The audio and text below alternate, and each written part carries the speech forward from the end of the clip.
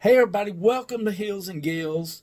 My name is Chuck if you're new to the channel, and I want to thank everybody that stops by, leaves a comment, gives a thumbs up, and also all those that are subscribing to our channel. It's late at night, couldn't sleep, so I thought I'd tie a jig, and I can't get my words straight out of my mouth.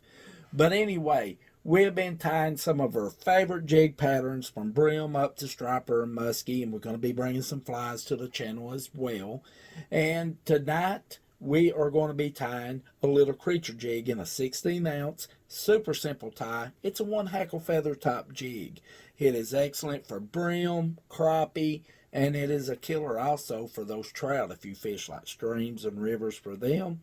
And right here is what it looks like, guys. I absolutely love this little pattern right here.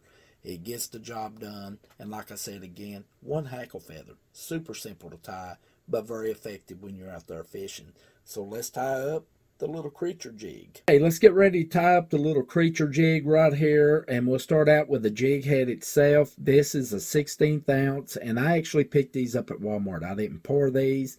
I got like 10 of them for $2.96, which I don't think that's at better price.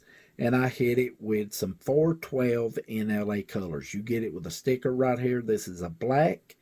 It comes with the hardeners in it, making it a much harder fingernail polish. Then you can clear coat it after it dries with some Sally Hansen to protect that fingernail polish, or you can use some UV resin, whichever one you prefer. And we're going to be using a black thread today. This is by Do It. This is an A. And we're going to run this thread all the way down past the barb of that hook till we hear that click, and then we're going to back off about a quarter of a way back up.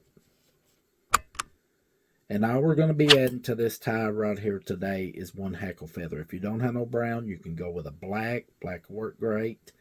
And you can see that little V cut out of it where I already cut the end of that feather off right here to get that little tip. I want it to be about an inch to about 3/4 inches long. That's going to be giving it that tail action. And we're going to go ahead and lay it right up on the shank of that hook right there. We're going to give it a couple of loose turns right here. Then we're going to check it, make sure it's not twisting on us. Sometimes it tries to twist.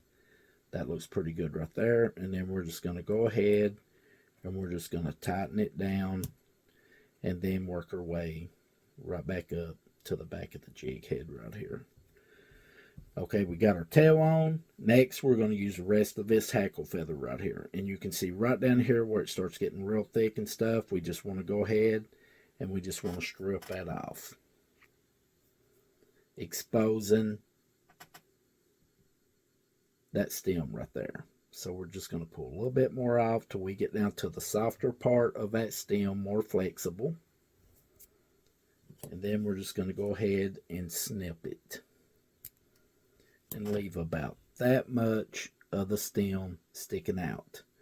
Now we're going to lay this right on the side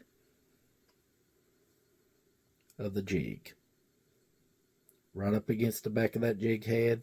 Going to lay it right on the side of the shank of that hook, and we're going to give him a couple of tight turns right here, and then we're going to go ahead and just tie that stem in to that hook right there. Now we're just going to go around and bring our thread back around, and now all we need to do, we're going to flare these out right here, all these feathers, and we're just going to spin them right around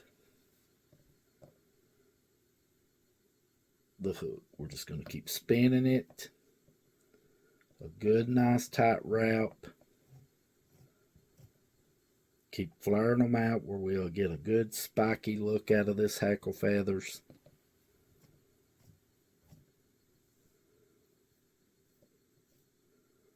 I think we can get one more out of this maybe.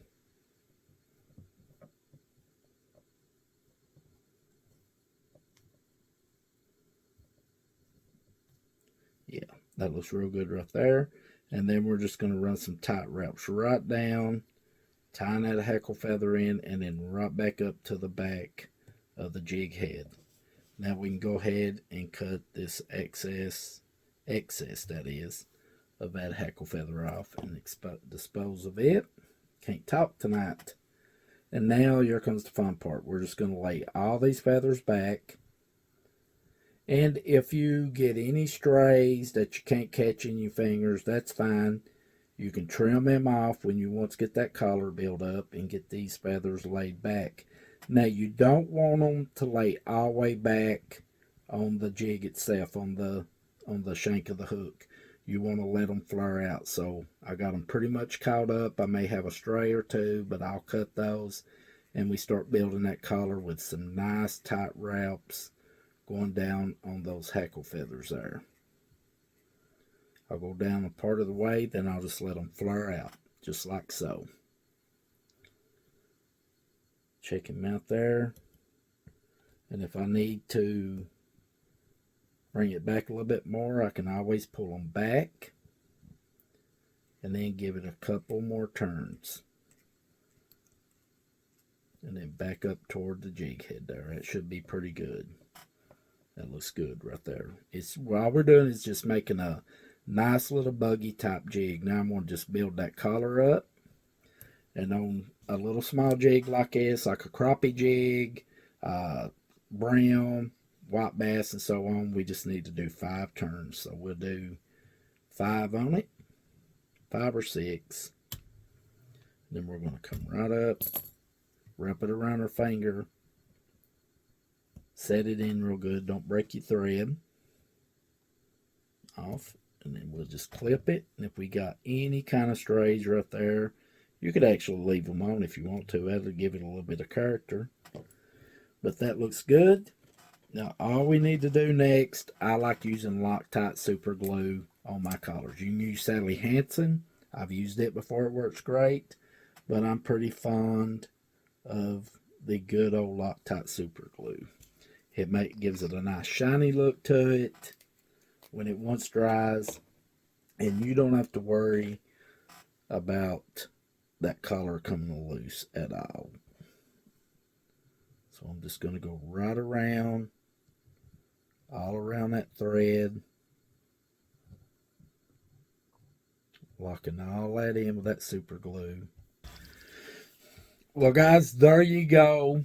The one hackle feather little creature jig. A nice little buggy looking jig. Excellent, like I was saying, for brown, trout, as well as those crappie out there. Super inexpensive to tie, and it is a excellent little pattern when you're out there fishing.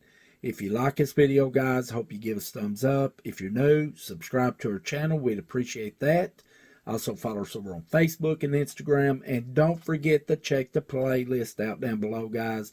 Got a whole lot more jig tying down there, and a whole lot more to come right here on the channel. Follow us over on Facebook and Instagram. And until next time, stay safe out there in the woods, on the water, and we'll see you right here at Hills and Gills.